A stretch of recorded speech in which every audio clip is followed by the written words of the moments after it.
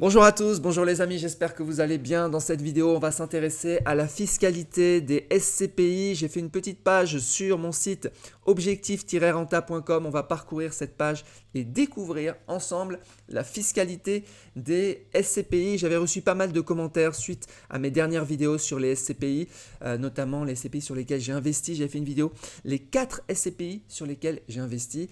Je vais devoir déclarer mes revenus l'année prochaine. Donc, je vais avoir besoin de connaître la fiscalité des SCPI et comment déclarer. Donc, c'est l'occasion. Si vous n'avez pas encore investi sur des SCPI, vous pouvez le faire. J'ai quelques petits bonus sur 75 SCPI disponibles chez Louvainvest. Il suffit de passer par les liens. Je mettrai tous les liens en description, c'est sur mon site. Voilà, j'ai investi. Alors, il n'y a pas toujours des bonus, hein. Parfois il y a des bonus, parfois il n'y en a pas, ça dépend. J'ai investi sur 4 SCPI à ce jour qui sont dans cette liste et je mettrai la vidéo si vous voulez aller voir lesquels en description. Ce sont mes investissements. Ce n'est pas du conseil en investissement. Vous investissez sur les SCPI que vous voulez. Il n'y a aucun souci là-dessus. En tout cas, on va aller voir aujourd'hui la fiscalité des SCPI. Alors, c'est compliqué, hein. J'ai mis du temps à faire la page et disclaimer. La fiscalité des SCPI peut changer. Si elle change, je mettrai à jour cette page. Cette page qui est ici, vous allez dans foncière, vous allez dans fiscalité des SCPI. Donc je la mettrai à jour, c'est plus simple de mettre à jour une page web que de mettre à jour une vidéo, même si je pense que je referai des vidéos là-dessus peut-être tous les ans pour donner toutes les mises à jour. Il peut y avoir aussi des erreurs. À ce moment-là, je les corrigerai sur le site aussi. Et j'ai pu sûrement oublier des choses, je vais la compléter aussi parce que il y a beaucoup de cas particuliers. On va voir la fiscalité des revenus de SCPI, mais aussi des plus-values, mais aussi le cas des non-résidents, mais aussi le cas des SCPI, des SCPI qui sont investis en dehors de France, c'est particulier, mais aussi les SCPI de démembrement, mais aussi les... Bon, ça n'arrête pas. Il y a plein de cas. C'est un vaste domaine, la fiscalité des SCPI. Et on doit au minimum rentrer dedans puisque si on est investisseur, la fiscalité, c'est hyper important pour optimiser. En tout cas, pour voir à quelle sauce on va être mangé. Je vous rappelle aussi, avant de rentrer dans les détails, que j'ai une page sur la fiscalité du crowdfunding, où là, je détaille déjà tout. Et donc voilà, elle est présente aussi sur mon site, elle est présente ici dans crowdfunding et dans impôts et taxes, tout en bas. Voilà. Alors, fiscalité des SCPI, ça commence comment? On va commencer par les revenus, c'est-à-dire les revenus qui sont distribués, en général distribués de façon trimestrielle. Ça correspond au loyer, moins les charges, ils enlèvent toutes les dépenses et ils nous versent en fait nos dividendes puisqu'on est actionnaire de société. Et comment déclarer ces revenus? Ce sont des revenus fonciers. Voilà. Vous savez qu'en France, les revenus immobiliers, vous avez le domaine des revenus fonciers et puis le domaine des locations meublées. Voilà. Donc là, on est dans le domaine des revenus fonciers, c'est considéré comme des revenus fonciers. Donc ça, c'est le premier point. Qui dit revenus fonciers dit que vous avez deux régimes. Ouais, c'est compliqué. Deux régimes, le régime microfoncier et le régime réel. Voilà. Comme sur une location nue d'appartement. Ça ressemble beaucoup à une location nue d'appartement, mais vous allez voir qu'il y a des particularités. Donc, deux régimes, avec des critères d'éligibilité. Alors, avant de rentrer sur ces critères d'éligibilité, faut avoir en tête, s'il faut avoir quelques chiffres en tête, en fait, c'est cela.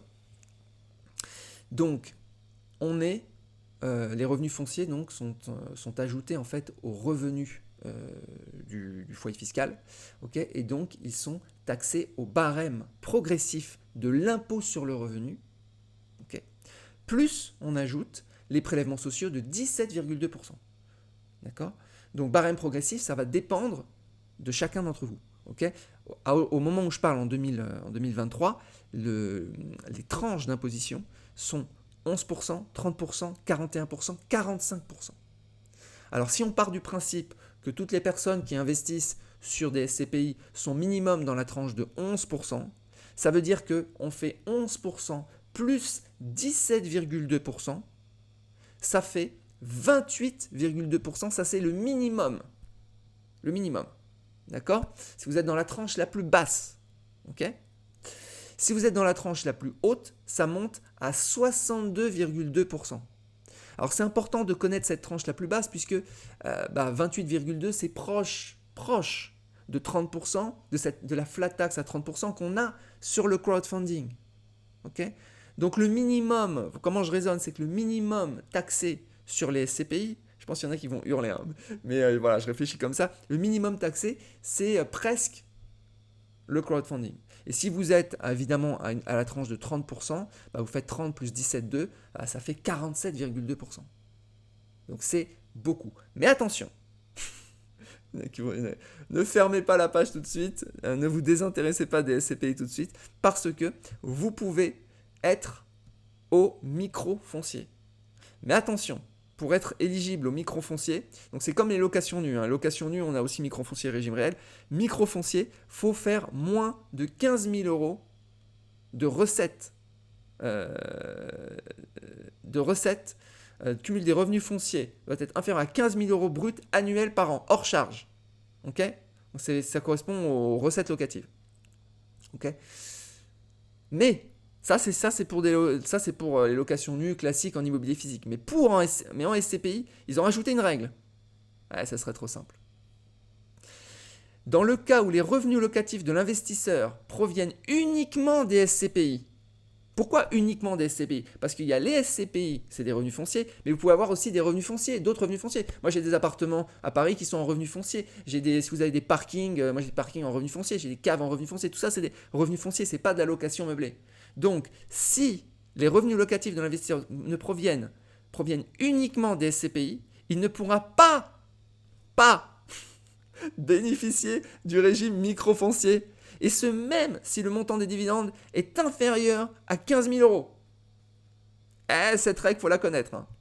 Ça veut dire que si vous êtes que investisseur en SCPI, quel que soit le montant, oubliez le régime micro-foncier, vous serez donc au régime réel. Le régime réel, on prend en compte les charges réelles. En fait, c'est la SCPI qui fait le boulot pour vous et qui va vous dire combien vous touchez après charge. Et c'est ce montant que vous allez déclarer, c'est ce montant qui va être taxé au barème progressif et aux prélèvements sociaux. Donc minimum, allez, si la plupart des investisseurs sont déjà à la tranche de 30%, ça veut dire, allez, 47,2. C'est beaucoup, 47,2. C'est presque 50%. Il y en a qui sont en train de verser des larmes. Donc ça, c'est ça, c'est ce qu'il faut retenir, le principal, on va dire. Ensuite, alors, pour les biens qui sont détenus hors de France. Alors là, c'est compliqué, là. Parce qu'on va prendre une SCPI, donc européenne, qui investit en dehors, donc les biens immobiliers sont situés en dehors de France, à 100%. Après, on fera le cas hybride. Il y a plein de cas, les gars. Alors là, attention, ils ont sorti une formule énorme. Les revenus sont imposés à la tranche marginale d'imposition de l'investisseur à laquelle on retire le taux moyen de celui-ci.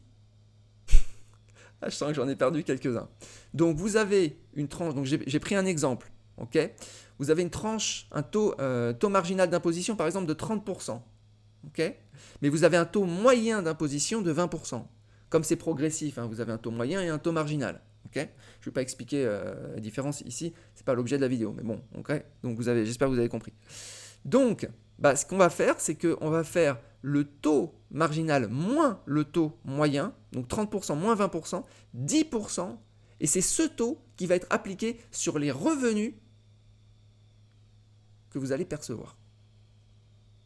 Alors, précisons une chose importante tout de même, c'est que donc la fiscalité semble avantageuse parce que là on a juste 10% et il n'y a pas de prélèvements sociaux. Les citoyens européens de ne pas payer de prélèvements sociaux, donc pas de 17,2. Donc juste par exemple ici, sur cet exemple, juste 10%.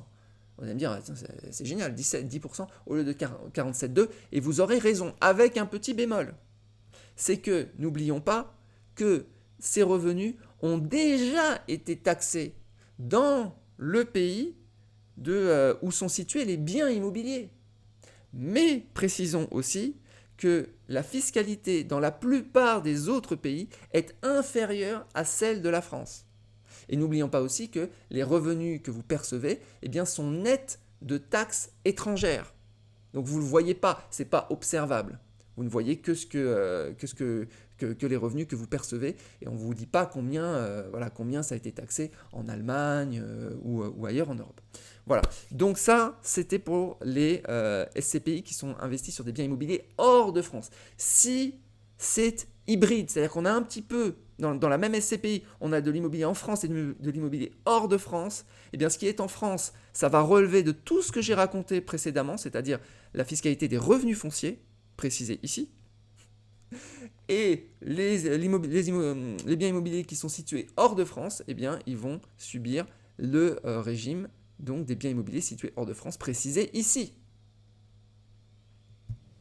Alors, la fiscalité des plus-values, comment ça fonctionne? Donc, plus-value, c'est quand on va revendre, en fait, la SCPI. Quand vous allez revendre vos parts, eh bien, on va calculer une plus-value. Alors, cette plus-value, elle est calculée comment? Vente des parts de SCPI égale à la différence entre le prix de cession, donc prix de vente, okay, et leur prix d'acquisition. Jusque-là, pas de problème. C'est simple. Le prix de cession peut être diminué des frais de vente payés par l'investisseur. Okay. Et le prix d'acquisition peut être augmenté des frais d'acquisition qu'il a supportés. Okay. Parce que quand on achète, il peut y avoir des frais d'acquisition, des frais d'entrée importants, etc. Donc ça, on réintègre tout ça. La plus-value, on obtient une plus-value. Cette plus-value obtenue, c'est la plus-value dite brute. Okay. Elle est réduite d'abattement. Alors là, le calcul des abattements, mais les abattements, c'est uniquement après 5 ans. Avant 5 ans, il n'y a pas d'abattement. Après 5 ans, vous avez abattement. Il y a deux types d'abattement, parce qu'il y a deux types de prélèvements. Vous avez l'impôt sur le revenu et vous avez les prélèvements sociaux. Okay, et il va y avoir deux manières d'abattre ces deux taxes ou prélèvements. Donc, pour l'impôt sur le revenu, 6% par an. Okay, au-delà de la 5e année, puisqu'avant la 5e année, il n'y a rien, et jusqu'à la 21e année, ensuite 4% au-delà de la 22e année. Ça, c'est pour l'impôt sur le revenu. Pour les prélèvements sociaux, okay, on a 1,65% pour chaque année de détention au-delà de la 5e année, et jusqu'à la 21e année, et 1,60%. Okay, donc, voilà. Et à 9% pour chaque année au-delà de la 22e année. D'accord, donc c'est tout un petit calcul. Vous trouverez sûrement des calculateurs en ligne pour faire ça. Donc, ce qui est important d'avoir en tête, c'est que c'est dégressif, c'est-à-dire qu'il y a un abattement qui est progressif en fait chaque année, et que c'est totalement exonéré pour l'impôt sur le revenu après 22 ans et pour les prélèvements sociaux après 30 ans. Ok. Donc voilà. Donc ça c'était pour les plus-values. Ça c'est au moment de la revente. Ok. Alors maintenant, ça coûte combien tout ça? La fraction imposable de la plus-value après application des abattements pour une durée de détention des titres est soumise à l'impôt sur le revenu au taux forfaitaire de 19%. Okay, donc ce n'est pas votre taux d'impôt sur le revenu, taux marginal. Non, là c'est un taux particulier qui est le taux de 19% forfaitaire fixe. Okay, et aux prélèvements sociaux, donc là c'est toujours 17,2%. Ça c'est après abattement. Donc ça c'est calculé sur la plus-value dite nette. Voilà. C'est compliqué. Hein. C'est la France. Voilà, alors bonne nouvelle, les moins-values ne sont pas taxées. Si vous perdez de l'argent, bah, il n'y a pas d'impôt. Voilà. Mais les pertes ne sont pas reportables sur les plus-values réalisées. Voilà. Donc on ne peut pas reporter les pertes. Alors il y a pas mal d'autres cas, je les mettrai sur le site, hein, je ne vais pas en parler sinon la vidéo va être trop longue. Il y a les SCPI de démembrement, on a la possibilité d'acheter en démembrement sur par exemple les SCPI de Louvainvest, mais ce n'est pas toujours le cas. Si on n'a que la nue propriété, évidemment on n'a pas les revenus locatifs, donc on n'a pas les impôts qui sont liés aux revenus fonciers. Si vous avez juste l'usufruit, là pour le coup, vous devez payer les impôts sur les revenus fonciers.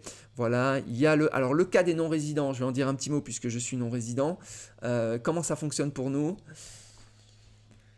Bah, ça fonctionne mal, très mal, puisque l'immobilier est taxé en France. Voilà, donc qu'on soit résident ou qu'on soit non résident, c'est taxé en France. À la grosse différence des revenus mobiliers, donc des revenus par exemple de crowdfunding immobilier, où là, eh bien, on n'est pas taxé. On est taxé dans notre pays de résidence fiscale, en l'occurrence pour moi, l'Indonésie. Donc là, c'est différent pour les SCPI, hein, c'est comme de l'immobilier physique en fait, donc c'est taxé en France avec la petite différence, c'est que on a, pour un résident, on a un taux d'imposition minimum de 20%, vous savez cette tranche minimum de 20%.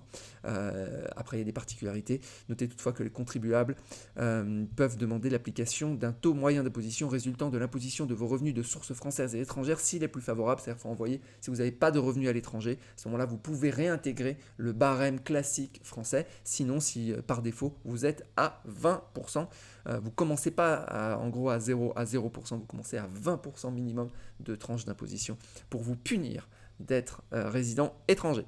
Voilà, les SCPI de déficit foncier. Vous irez regarder ce que c'est. Je ne vais pas en parler dans cette vidéo. Donc, morale de l'histoire, bon, c'est taxé, c'est fortement taxé tout de même. Faut quand même regarder faut vraiment être très vigilant sur votre taux d'imposition, à la fois le taux moyen d'imposition et le taux marginal d'imposition. Aussi regarder du côté de vos SCPI si ce sont des SCPI investis dans des biens immobiliers en France ou bien à l'étranger. Si c'est partiel, voir quelle est la proportion investie à l'étranger, la proportion investie en France pour pouvoir estimer un petit peu quel va être votre rendement net après impôt, puisque c'est ça finalement qu'on a dans la poche. Voilà. Si vous avez des commentaires, n'hésitez pas à mettre en dessous de la vidéo ou bien à venir sur le club en discuter. Je vous souhaite une excellente journée et je vous dis à bientôt. Ciao.